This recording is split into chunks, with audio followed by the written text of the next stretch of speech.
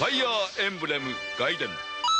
Let's go ahead now and move over to Alm's army. Jeez, there's so many more battles with Alm than there are for Celica, and that's not great considering we don't have that many characters with Alm. I mean, we did just get Delthea recently, so that's a nice addition. But wow, look at all these characters we got here we gotta fight. Wait, this is the same exact layout in which most of our characters died, being, you know, Tobin, Silk, and Python, as well as technically Gray, but we brought him back. At the very least, I've noticed in this battle, unlike the last one where all our characters died, there are several different kinds of enemies. So, you know, they're moving in different movements, and it seems like we're going to be fighting small bursts rather than all of them at once, like we were in that other battle. And, you know, because we're fighting enemies in smaller bursts, it's more manageable for our smaller army, you know? Although I would very much like to get to the healing platform so we actually have some way of healing our units. This battle's actually going really smoothly, especially compared to the one that had the same layout earlier. Because, I mean, a lot of the guys, like I said, they're coming out at us very few at a time. Like, right now, the only people that moved in the last enemy turn were these two mages here. Oh my! It's a good thing Lucas attacks twice. He missed. Okay, that's fine, because again, there's only these two guys by us, and I don't think there's any more magic units left, so he should be fine because he's an armor unit, yeah. We can also just go to the healing platform here, attack this guy from a distance, and there's no way they can reach Alm right now because they're horse units. They don't have any range or anything like that. We do 10 damage, nice. 2 XP for Alm. Let me just double check. These guys don't have any sort of like javelins or anything. No item, no item, no item. Yeah, so Alm is good just standing there and attacking them from a distance while, I don't know, maybe Forsyth protects him at the entrance here. And of course, Alm is also healing while he's on the platform over here attacking these guys. Granted, there goes the one who's up against the wall, so he won't be able to reach those now. But we could put Cliff there, and he could use a little bit of healing, and he would be able to reach them. I also might just leave Alm there for a little bit, since he could use the healing period. Like, he took a surprising amount of damage during this chapter. Ooh, that accuracy is not good. Sorry, Cliff. This guy did 6 damage to Lucas. His accuracy isn't incredible. Neither is ours. Oh, man. He dodged our attack. Can we dodge his second attack at least? Okay, we do. So this guy is, I think, a further increase of even the Paladin, which is an increase of the horse unit, of course. So he seems pretty strong. We have Aura with Delthea. That would probably hurt him quite a bit. Accuracy's alright, you know. See how it does. 19? Yeah, that's pretty good considering his 40 health total, I believe. Level 6 for Delthea. Luthier, go ahead and finish that guy off. Good job, Luthier. All that's left are, is it 2 or just 1 more horse unit left? Luthier is close to being able to increase his class, and he learned Thunder, which is good. It's just this one left. Delthea probably do good damage against him, so go forward with Oro, why not? It's the end of the battle. It is nice that she has a ring that heals herself.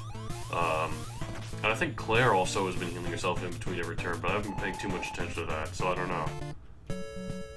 Anyway, that's the end of that battle. We now have 2 pathways here. As you can see, this one is not the ultimate goal. This leads to Sage here at Nui Baba's temple. And we definitely do want to go there with Alm. So that means we're going to go here next. Saizo. Let's head after him, I suppose. Let's just keep going with Alm since he has a lot more battles. You know, I want to do a bit more with Alm than I do with Celica, typically. It's an interesting looking battle layout. That is the one thing that I have to admit, and it is true, is the biggest complaint against this game is the level design and the enemy variety. It is not great. There are a lot of repeated levels, as I mentioned before. A lot of them are a little too simplistic. Sometimes there's just way too many of one certain kind of enemy that they bombard at you. And, you know, those are issues. But at the very least, I think this game has some unique factors to it, like its story, kind of taking place in the same world as the original, but still being focused on its own world. And, there's also a matter of, you know, splitting it between 2 main characters. That's a unique thing this game does. And just having an overworld map in the first place. That's new. And these are things that would be reused in some of the best Fire Emblem games, like Awakening and Sacred Stones. These both have world maps, and those are great games. I don't know if Path of Radiance or Radiant Dawn have overworld maps. I've unfortunately never played those games just because they're so hard to come by. They're very expensive, and emulating them I don't think is too easy. I don't know anything about emulating GameCube and Wii. But I'll certainly get to it at some point. You know, I'm planning on doing as many Fire Emblem games as I find appropriate. And it looks like this witch here teleported so that they could attack Forsyth from a forest. That's actually a really smart move. Too bad they missed. I've dealt with most of the witches this battle, seeing as how they were all warping towards us right away, and, you know, we didn't really have any other way of dealing with them. Not like I wanted to avoid them when they were right next to us. I don't know that the warp spell or staff or whatever is even in this game to begin with. Like, maybe Sil could have learned it eventually, maybe Jenny could still learn it eventually, I'm not sure. I don't remember it being in this game, but it might be. Who knows?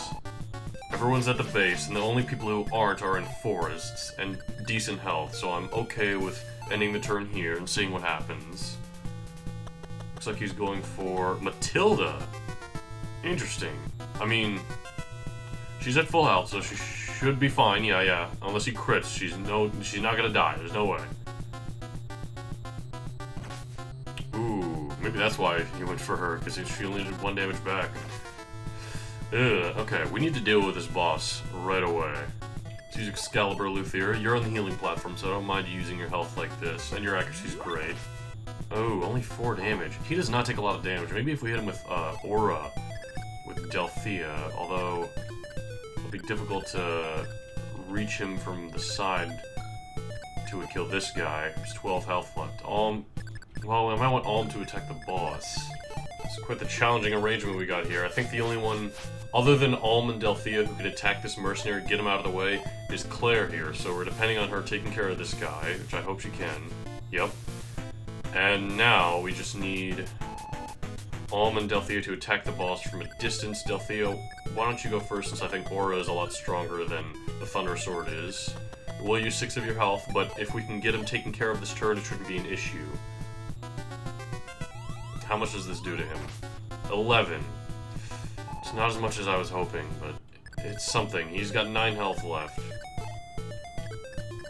Forsyth can attack him, and he probably won't take much damage. So let's go for that, I suppose. Accuracy's alright. Ooh, 6 damage. Good job, Forsyth. Okay. How much is he gonna do back? His accuracy is incredible. Oh, he got a crit, and it only did that much. I'm kind of glad he got a crit there instead of on Matilda or something. Do what you can. Accuracy is alright, so do what you can. Oh, you only do 1 damage? Oh no. He got a crit on Alm?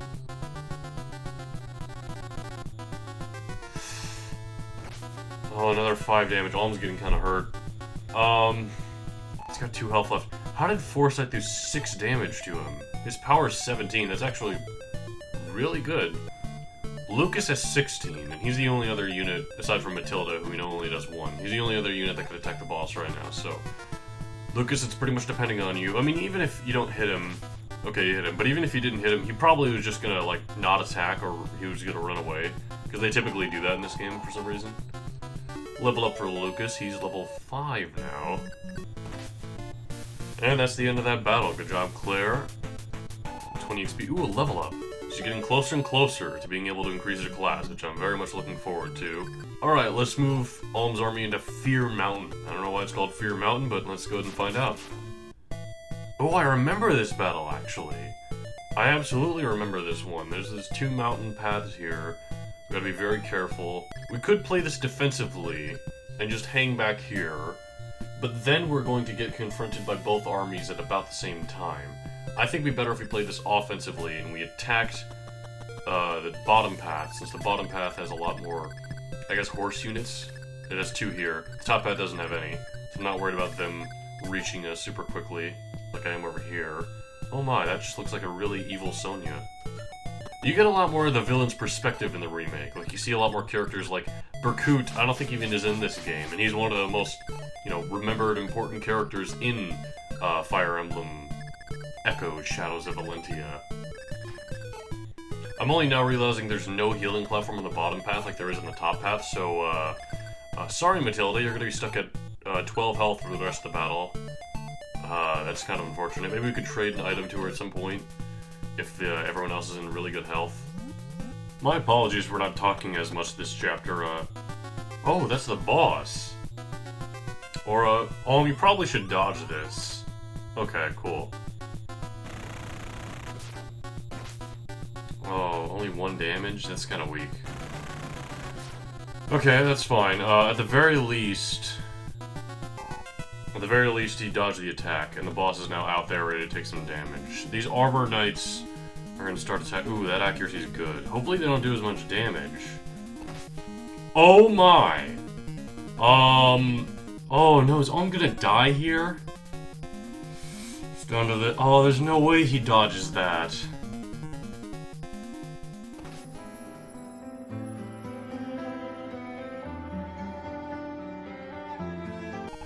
Well, because Alm died, the game prompts us to go back to our last save, which, as you can see, is back at the beginning of Chapter 4 for Alm. Luckily, I created a save state, but, as you can see, that's, still behind the last episode. Maybe I'll just make this all one episode so that it's not that much lost, and I'll just redo the rest of all this off-screen, and I'll, you know, make sure no other characters die off-screen. If they do, I'll go back to this, just to make it canon. Sorry that happened, I got kinda careless. I wasn't even recording, well, I was recording. I wasn't even commentating much in that battle, this one over here in, Fear Mountain. I see why it's called Fear Mountain now, at the very least.